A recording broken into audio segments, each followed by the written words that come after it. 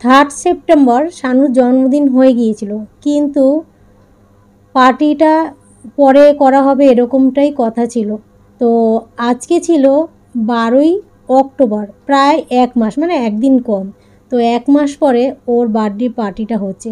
আর 3 September ওর জন্মদিনের যা যা নিয়ম, সেই নিয়মগুলো কিন্তু হয়ে গিয়েছিল।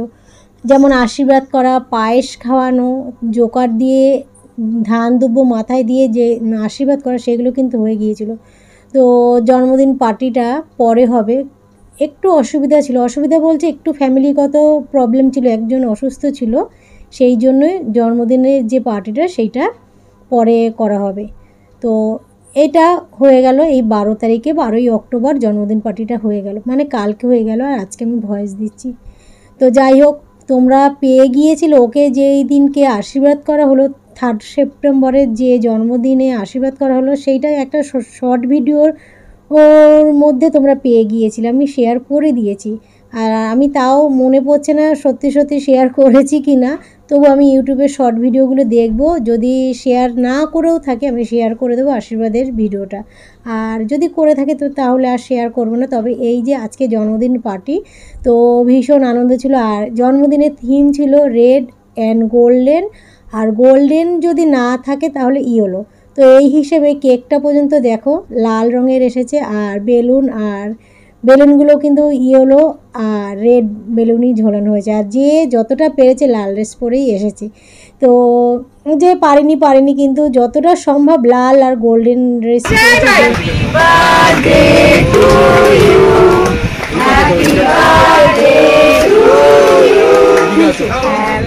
তো যাই হোক, এই জন্মদিনটার জন্য অপেক্ষা করছিলাম কবে পার্টি হবে, কিন্তু পুজোর মধ্যেও হওয়ার কথা ছিল, হলে হতে পারতো, কিন্তু পুজোর জন্য আর হয়নি। কেননা পুজোয় মানুষ ঘুরতে যাবে, তারপর ঠাকুর দেখাটা, মানে অ্যাকচুয়ালি ঠাকুর দেখা কেউই বন্ধ করবে না, বন্ধ করে কেউ জন্মদিনে আসবে তাই জন্যই একদম লক্ষ্মী পুজো পের হলো, তারপরে এই জন্মদিন পার্টিটা রাখলো।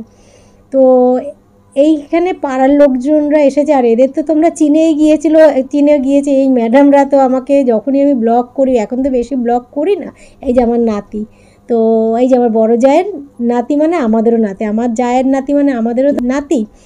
তো যাই হোক, এই পাড়ার ম্যাডামগুলো তো বলেনি, যখনই ব্লগ করি যদি পুরো পাড়ার লোকজনরা থাকে তখন বলবেনই যে আমাদের কিন্তু ব্লগে আনতেই হবে। তো ওদের আনতেই হবে, এমনি ওরা না বললেও আমি আনতামই, কেননা এখানে তো একটা পার্টি হচ্ছে, সবাই রয়েছে, সবাইকেই আমি তোলার জন্যই আমি ক্যামেরাটা অন করেছি।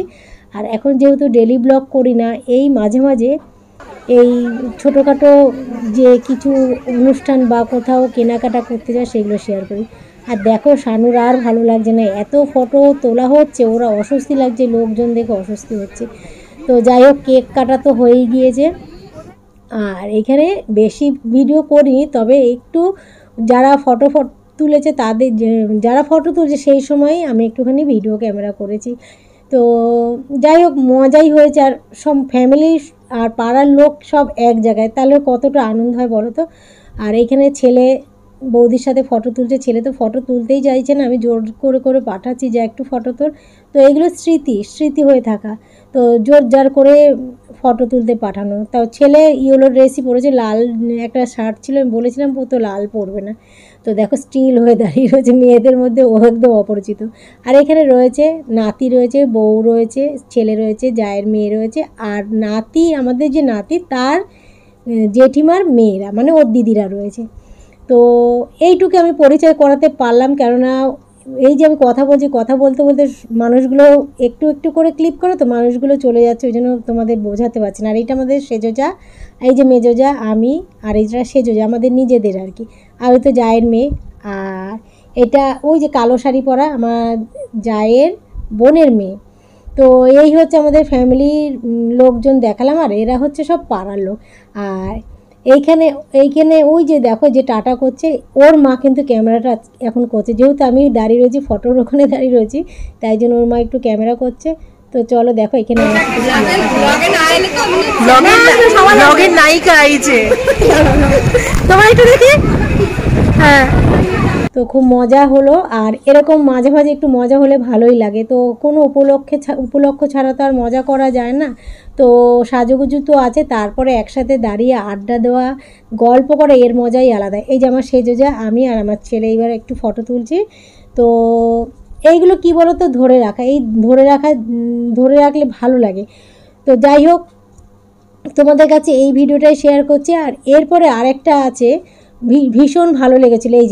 এই যে মৌসুমি নাচ করছে, এটা হচ্ছে আমার মেজো মানে যার নাতনির জন্মদিন, তার বোনের মেয়ে। তো খুব মানে নাচতে ভালো পারে। তো ও মানে নাচতে পারে বলতে আলাদা শেখা না, কিন্তু তো কোমর টোমর বেঁকে সুন্দর নাচের কায়দাটা জানে ভালো। আর এই গানটা হচ্ছে বলচুরিয়া। তো সেই গানটা কিন্তু আমি মিউট করে দিলাম, কেননা কপিরাইট আসবে বলে মিউট করে দিলাম। তো সেই গানের সাথেই ও নাচ করছে।